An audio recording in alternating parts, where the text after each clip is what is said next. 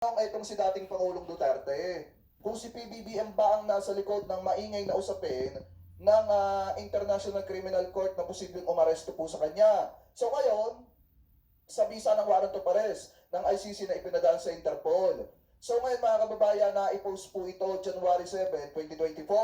Eto, i-play po natin. Walang kinalaman si Pangulong Ferdinand Bongbong Marcos Jr. sa investigasyon ng International Criminal Court o ICC sa war on drugs ng Duterte administration.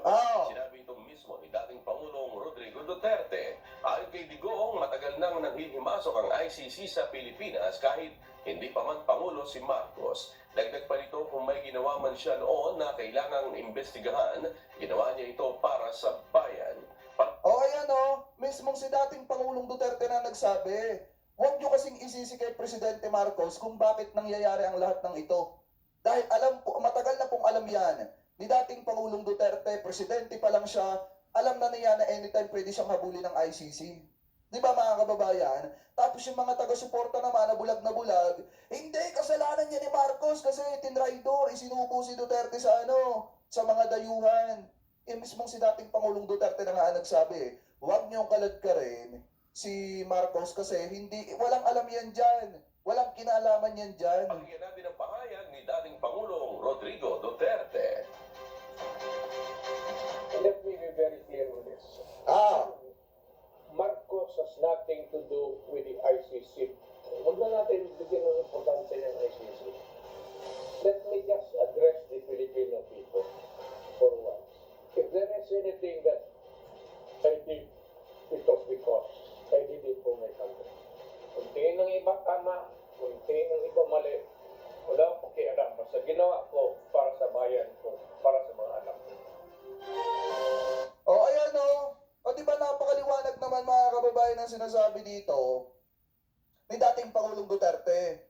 Walang kinalaman si Marcos dyan. Huwag niyong kaladkarin ang pangalan ni Marcos dyan. Walang kinalaman siya dyan.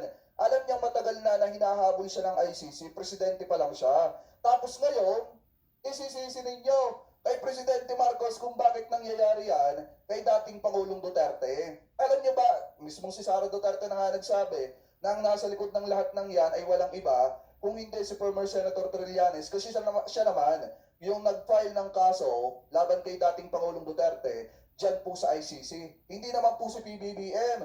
So ano naman ang kinalaman ng Presidente?